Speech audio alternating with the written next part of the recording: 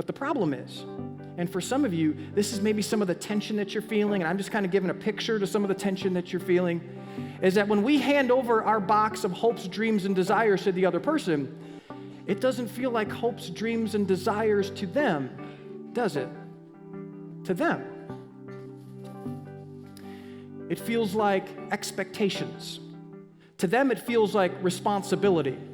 To them, it feels like, if I don't, then you might not love me anymore. Now, we all have hopes, dreams, and desires about how we're going to resolve conflict, because every relationship has conflict. And maybe you're like, well, when we have conflict, what we're going to do is we're going to talk it all out, and we're going to get everything on the table, and we're just going to be completely honest with each other. And then, you might be like, oh, no. Listen, I just want to say the minimal amount to get by.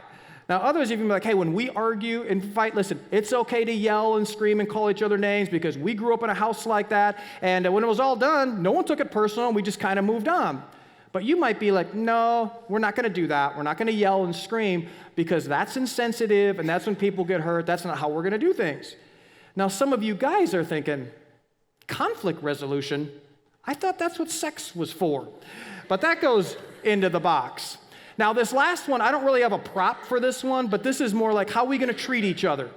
It's, how am I going to behave towards him? How am I going to behave towards her? If she loves me, she'll never. If he loves me, he'll never. And that goes in the box as well.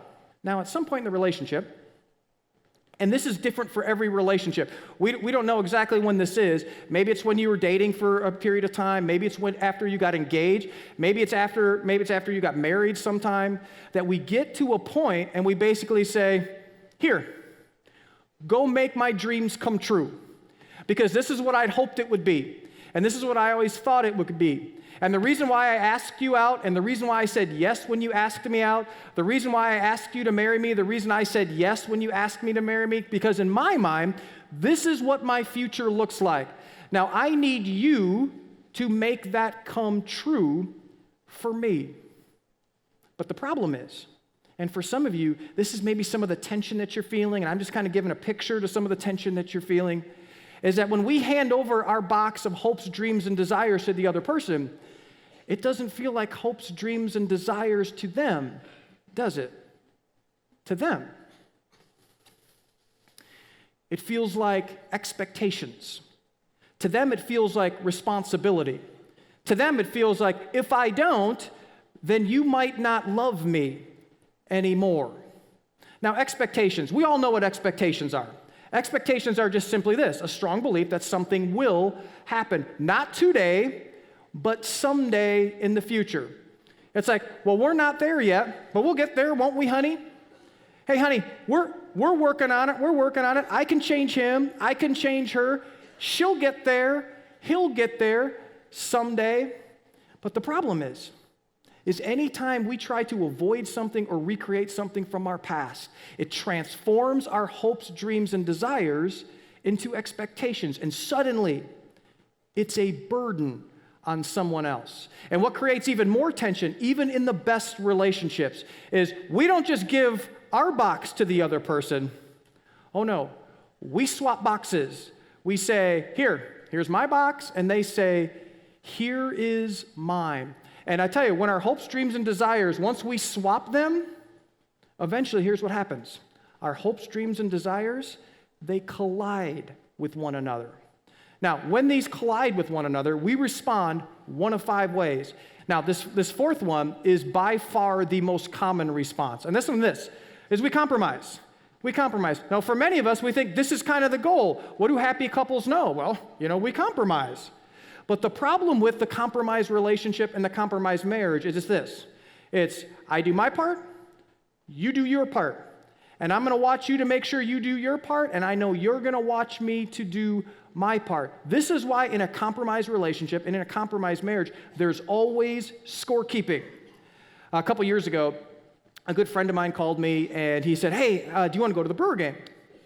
And, it's kind of one of those times where you're busy and all that stuff. So I'm like, I don't know, my schedule's kind of full and all that stuff. And he goes, well, I just want to let you know, I got tickets behind home plate, second row. Voila, the schedule all of a sudden miraculously cleared, It was really incredible. It just did. And so I said to him, hey, man, how did you get those tickets? And he says, well, my wife, she ended up getting a new car. And so I told her, because she got a new car, that she owed me a bunch of stuff now because she got the new car. And some of the stuff that she owed me was I got to spend a bunch of tickets, a bunch of money on a Brewer game, and I want you to go with me. Now, here's the thing. I benefited from their scorekeeping because it was a great game. Let me just tell you that. It really was. But the relationship with scorekeeping never does. You see, in this kind of relationship, there's low trust. And when there's low trust, there's low intimacy. And let me tell you why this is. We can't be intimate with another person that we can't fully give ourselves to. And we can never give ourselves to someone we can't completely trust. You know, this is why in a compromised marriage and a compromised relationship, you'll hear things like this. You hear things like, well, we get along, we can make it, but it's unfulfilling because there's low intimacy. The other thing with a compromised relationship, and this is kind of interesting when I say it. When I say it's going to sound kind of weird, it's going to sound kind of wrong, but there is actually a commitment to the wrong thing. There's a commitment to the relationship. In fact, maybe you've said this before, or maybe you've heard someone say this before. They'll say this, well, I'm committed to my marriage, and that sounds good, but nobody marries a marriage. You know, when I exchanged vows with Donna, it wasn't, hey, do you take this marriage to be your, no, it wasn't like that. You know, it sounds good, but nobody marries a marriage. No one is engaged to a relationship. There is another name to the equation. Because being committed to my marriage, and this is so subtle, what's driving that? Me. It is my marriage and my kids and my reputation and my needs. What's in the middle of all that is me. Now, this is not entirely bad. I mean, being for marriage is better than being against marriage, but there's something beyond that. And that's this fifth option, which we are going to talk about next week.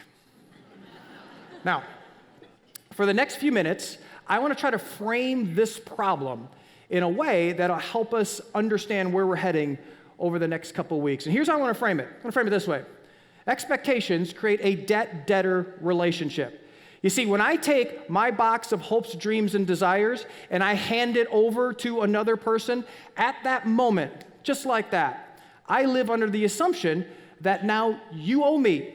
It's like, okay, you know, I'm committed to you, and you're committed to me, which means, you know, you owe me everything in my box, and I owe you everything in your box. And even though we're indebted to each other, it still creates a debt-debtor relationship, which ultimately is not what God had in mind when he took the first man and the first woman and he brought them together. Because here's what eventually that creates in a relationship. Well, that's what you're supposed to do. That's what men are supposed to do. That's what women are supposed to do. That's what wives are supposed to do. That's what husbands are supposed to do. Now, let me ask you a question, and I know you know the answer to this, but once again, this is at the root of so much tension, and we don't even realize it. How much gratitude do you express to people who do what they're supposed to do? Now, I worked on this message, most of it at least, at a McDonald's while drinking a Diet Coke. Some of you were like, Mark, what really inspires you from this stuff? McDonald's and Diet Coke. There it is, right there. There's the secret sauce. I just exposed it to everybody. Now, so I go to this McDonald's, and the person waits on me, and I pay $1.06, which is the cost of the Diet Coke. And then after paying the money, the person that waited on me gave me a cup, which then I could go and fill up the Diet Coke as much as I want. Now, when the person gave me the cup, here's what I didn't do. I didn't go, oh, thank you. I didn't expect this. Oh, this is so incredible. This is life-changing for me. Oh, man. I didn't jump over the counter and hug this person, you know, because I probably wouldn't be here right now if I did. And I go, oh, man, tears dripping from my eyes, and I got emotional and everything like that. I didn't do that. You know what I did? I said, thank you. And you know why I did? Because how much gratitude do you express to people who do what they're supposed to do? The answer is minimal. We rarely express gratitude for what we've come to expect. Now, here's the tricky part about being with the same person for many years. In every relationship, there are certain routines that develop within that relationship. And in every relationship, there are certain roles and responsibilities that every person in the relationship forms. Now, when I say that, that sounds like a bad thing, but that's not a bad thing. That is actually a good thing. That's the way the world works. The problem is when we come to expect from that other person what they always have done. When I come to expect from Donna what she's always done, and what that communicates is that my gratitude is minimal. Because what that communicates to her is, this is what I expect all along. So I'm not going to say thank you when you do, but I'm going to say something to you when you don't. I'm not going to say, wow, thank you for doing that, even though you've been doing that every single day or whatever the routine in that relationship is. And this is so critical because gratitude, here's what gratitude is in a relationship. Gratitude is this: thank you, I didn't expect that. Well, what do you mean you didn't expect that? I make your lunch every single day. I know, I don't expect it, so I'm always surprised when you do it. Thank you. I'm telling you, that type of gratitude is the fuel that drives healthy relationships because it's an indicator that we have not packed a box full of expectations. Now, here's the other thing with this. And this is something that starts really, really small and subtle, but over time, it just kind of grows.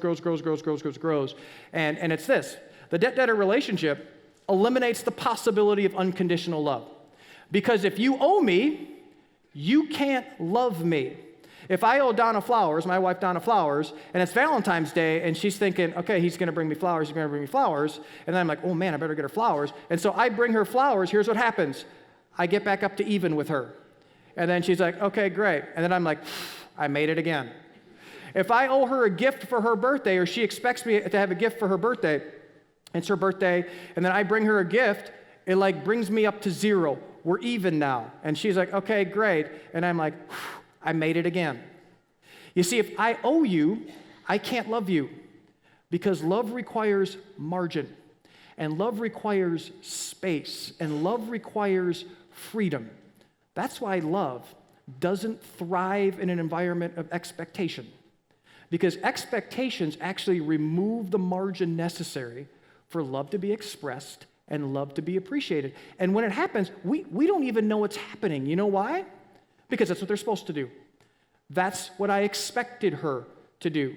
I mean, why would I be overwhelmed with gratitude when he's just meeting the minimum requirements, when she's just meeting the minimal requirements? And in doing so, we eliminate the possibility of love to be appreciated and love to be expressed.